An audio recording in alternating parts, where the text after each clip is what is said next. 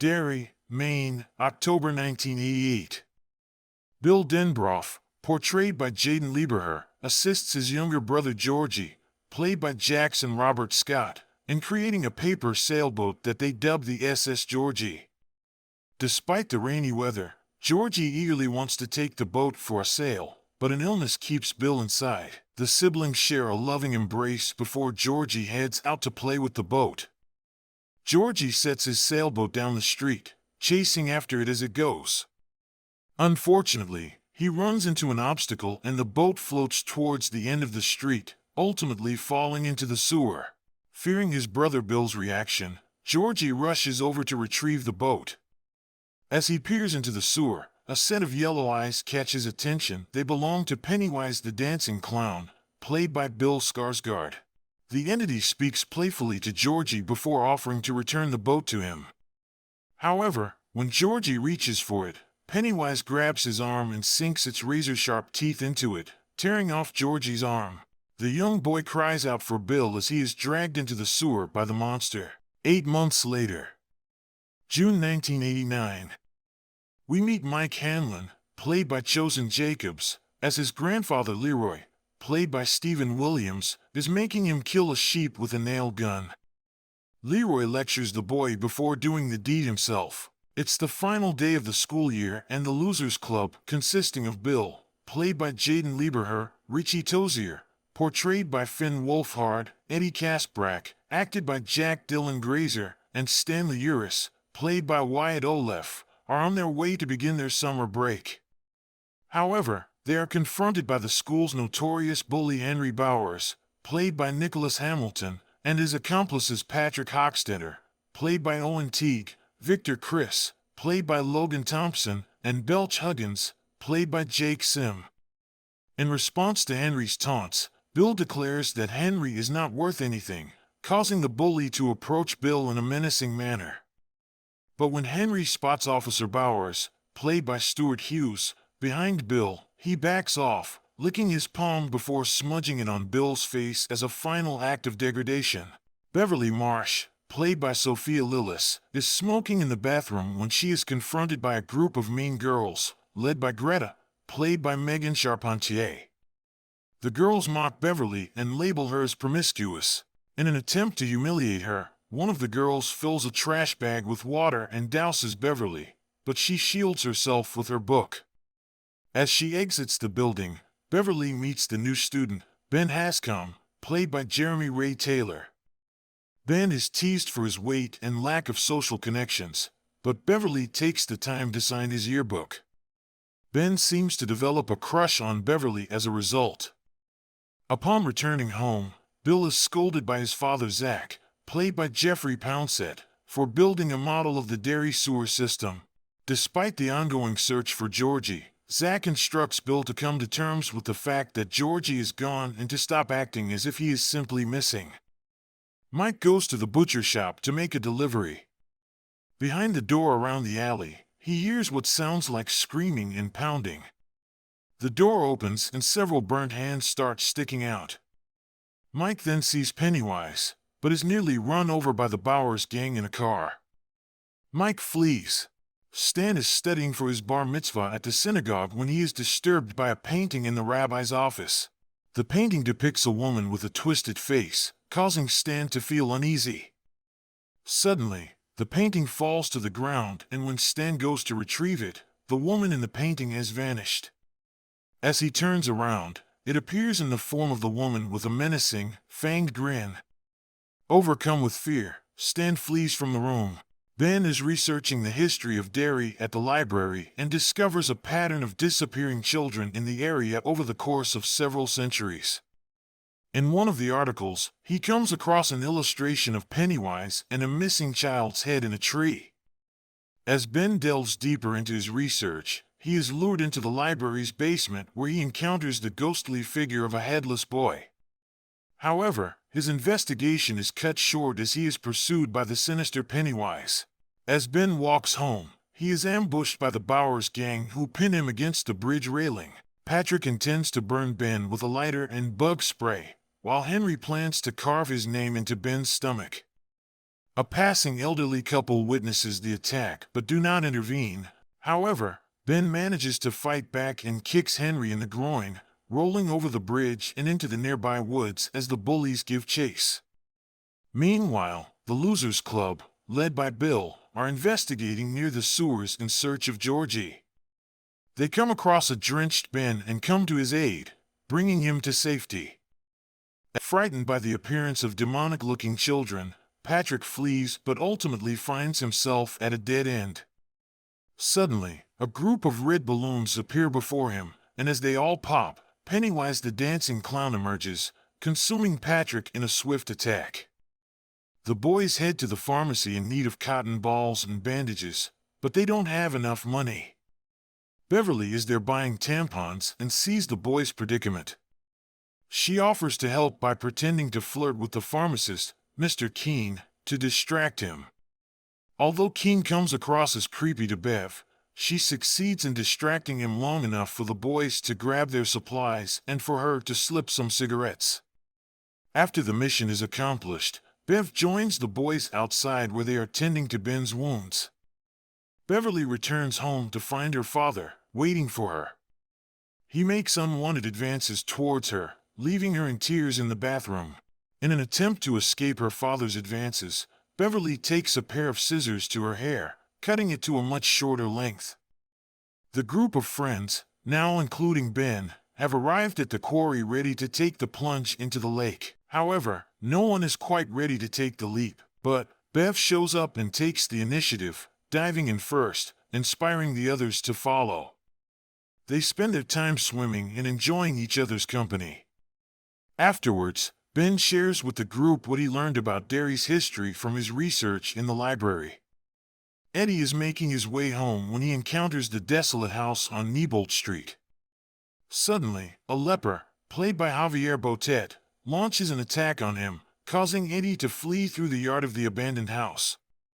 As he approaches the fence, he sees Pennywise attempting to lure him towards him, but Eddie manages to slip under the fence and escape. Bev is in her room, looking at a postcard with a poem written on it by her secret admirer. She believes it is from Bill, but in reality, it was written by Ben. Suddenly, she hears the voices of children coming from her bathroom sink. Clumps of hair begin reaching out towards her, and a fountain of blood gushes out, covering the bathroom. When Mr. Marsh enters the room, he sees Bev in terror but cannot see the blood. He simply remarks that her newly cut hair makes her look like a boy.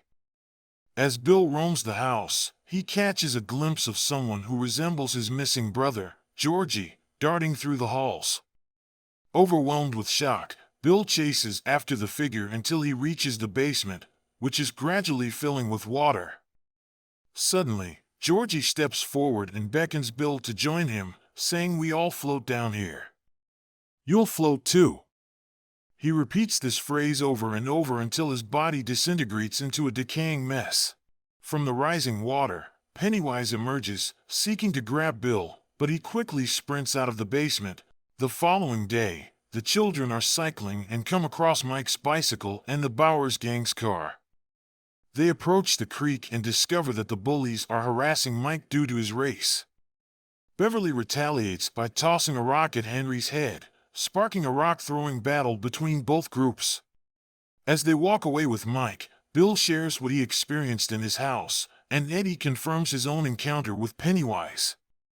Mike recounts his traumatic past, including how his family's house was burned down by racist attackers and how his parents died trying to rescue him, leaving their skin melted onto the door. Richie, who hasn't experienced any hauntings, shares his fear of clowns. The group of friends gather in Bill's garage to examine a map of Derry using a projector. They discover that the sewer system is connected to the Newbolt house, the dwelling place of it. Suddenly, the projector begins to malfunction and display images of Bill and Georgie with their parents, but with Pennywise's face superimposed over their mother. The projector becomes more aggressive, and Pennywise begins to emerge from the screen, attempting to attack the kids. The children quickly escape the garage before Pennywise can cause them harm. The losers confronted in the Newbolt house, with Bill, Richie, and Eddie going inside while the others act as lookouts. When Richie spots a missing poster with his picture on it, he panics, but Bill steadies him, reminding him it's not real. Eddie becomes separated from the group and is found by Pennywise. He tumbles through the floor and injures his arm in the kitchen. Bill and Richie race to reach him through 3 doors, the first of which shows a headless girl, while the second one locks Richie in with a room full of clown dolls and a coffin with a dummy of himself. He escapes just in time as Pennywise jumps out to attack him. But before the clown can harm Eddie, Bill and Richie rescue him. Finally, Beverly shows up, plunging a spear through Pennywise's head. After Eddie's arm is broken, his mother forbids the losers from associating with him.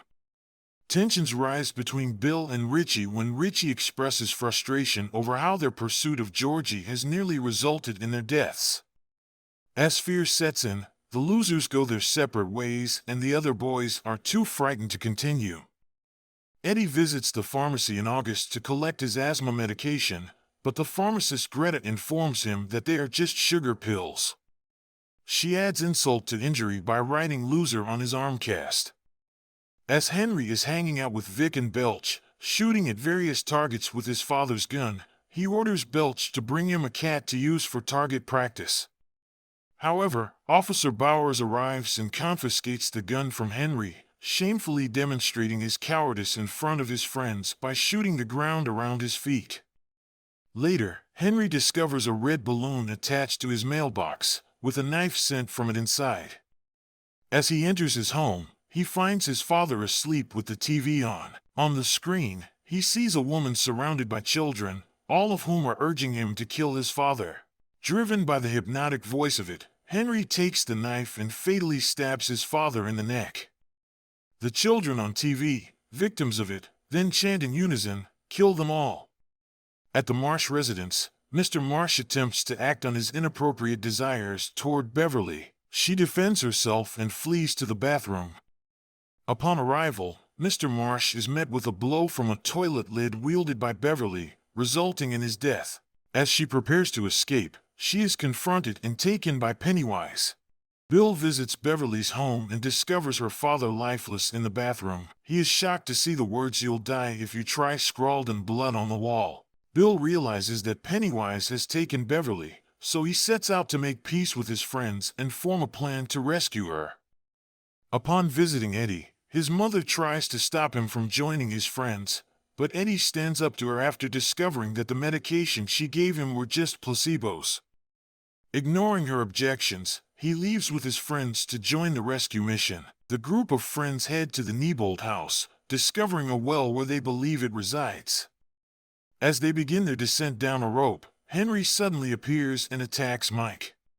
With a nail gun in hand, Henry attempts to kill Mike, but Mike fights back and manages to push Henry down the well, seemingly leading to his demise. Going further into the well, Stan is attacked by it as the woman from the painting. She munches on his head, but the boys scare it away and comfort a mortified Stan. The group of friends ventures deeper into the well and reaches its lair. They find Beverly in a trance, floating among the other children taken by the monster. Ben breaks the spell by kissing her, but their happiness is short-lived when Georgie emerges from the shadows. Bill initially embraces his brother, but quickly realizes it's not really him. He shoots Georgie, causing him to transform back into Pennywise. The clown tries to attack the kids, but they stand their ground and fight back. Despite being outnumbered, Pennywise holds Bill in a chokehold and offers the others the option to die with him or flee. Bill bravely tells his friends to leave, but Richie refuses to abandon his friend. The group launches a relentless attack on the clown, breaking its hold on their fear. Pennywise is eventually forced to retreat back into the shadows, unable to harm them. The children who were taken by the monster float down, and Bill finds Georgie's raincoat, finally accepting that his brother is truly gone. Overcome with grief, Bill sobs as his friends comfort him with hugs.